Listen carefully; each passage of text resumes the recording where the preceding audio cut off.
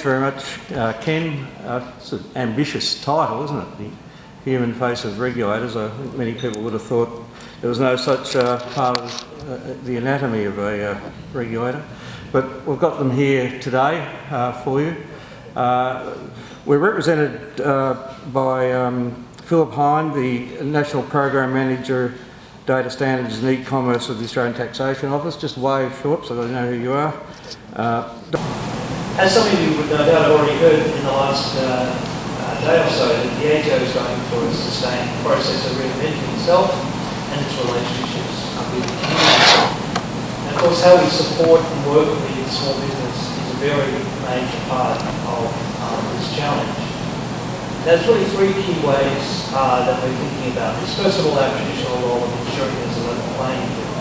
We want small business to grow and prosper, then we need to make sure as a regulator that everybody is meeting the tax and super obligation so that nobody has an unfair advantage. Secondly, and an area of primary focus for us is red tape reduction through simplification of the tax and super administration systems. Essentially, we're the agency that deals with about 3 or 4 key areas that are of concern to SMEs. First of all, the competition laws that apply right across the country, regardless of whether you're small or large, incorporated or not. And those cover aspects such as mergers, acquisitions, unconscionable conduct between businesses, collective bargaining between businesses. Secondly, we also cover the consumer laws. You might think, well, I'm not sure what that has to do with a business, but the consumer laws actually also cover things such as misleading conduct. The rules essentially that distill down into a lot of the aspects about advertising, about pricing, about what you can and can't say to customers, and how businesses not only interact with customers, but to some extent with each other as well. So we do consumer law, we do competition law, we also have an oversight in product safety. You know, we see vehicle recalls, but other products are being recalled. That's how it works.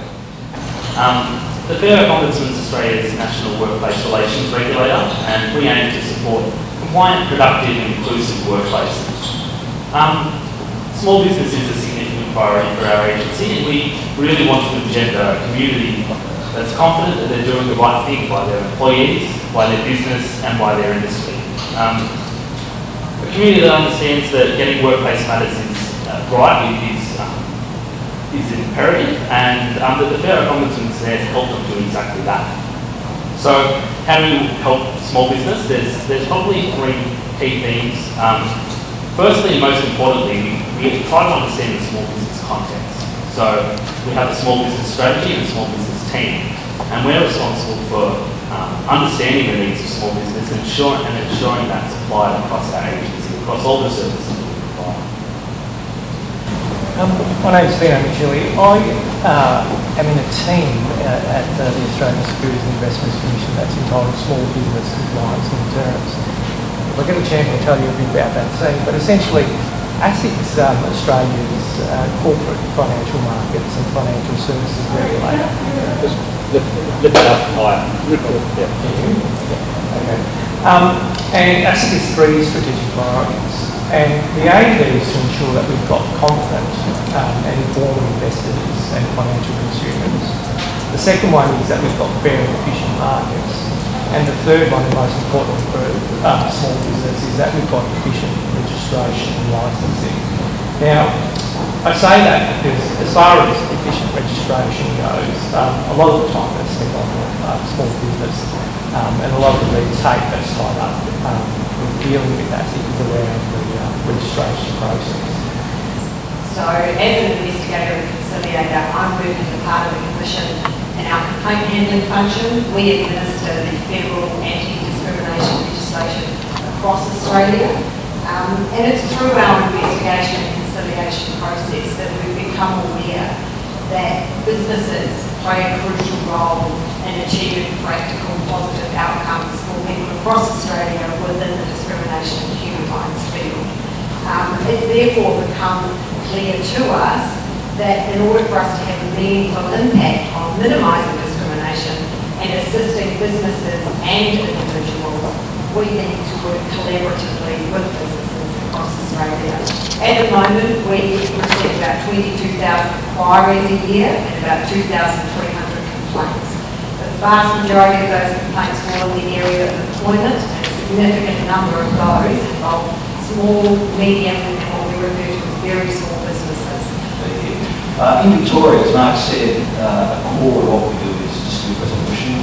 For me, 98% of those disputes are business to business, few business to government. At 60% of the disputes we deal with are landlord-tenant disputes in commercial premises, and that's growing 4, 5, 6% per annum. But the real bolter for us is general contractual disputes. There's a whole range of those, for examples, which this year has grown 40%. And part of that's awareness, getting a message out, 40% is a substantial growth rate.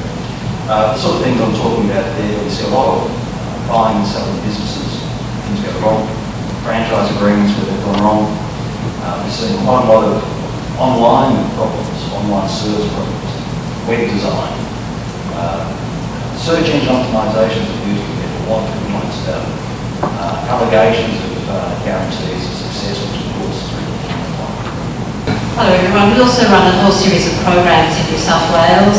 We provide 65 business advisors connecting with small businesses. There are 680,000 of them in New South Wales.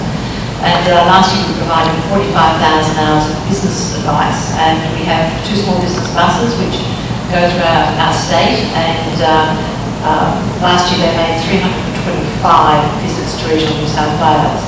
We have a program called Small Business Friendly Councils where we have 67 of 152 councils who are working closely with their business community. Each council has to come up with 3 business improvement ideas, including a mandatory one about how they pay their businesses. And when we actually asked some of the big metropolitan city councils, one council said to me, "Well, we pay everybody on time." I said, "That's absolutely terrific, but have you done an audit yet?" "No, but we pay everybody on time."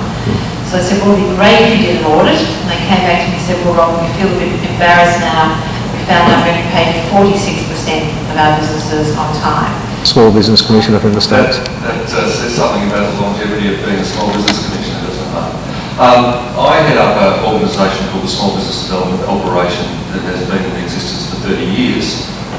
It's the longest standing state-based organisation. All the states used to have them, but over time, for various reasons, collapsed, and I think now over time every state's wanting one. The primary role of that organisation was to actually assist startups with just the regulation and licensing aspects they have to deal with when they're thinking of starting a business. So that was its roots 30 years ago. And we, like Robin, have outreach programs and in-house business advisors that handle a plethora of things, and similar to Jeff, in Victoria we run dispute resolution. I won't take you through anything further than that because of time, but I just wanted to talk about this subject in the face of regulators. This is my 4th year, and I think to start off with a positive, we've come along one. 4 years ago we would have started this conversation with who small businesses are and why the hell we would bother, because we had to start the conversation with, gee, they're input with the economy, so we've moved on from there. Small businesses don't intentionally set out to not comply with regulatory requirements. It's often because of their own management incompetence that they don't do that.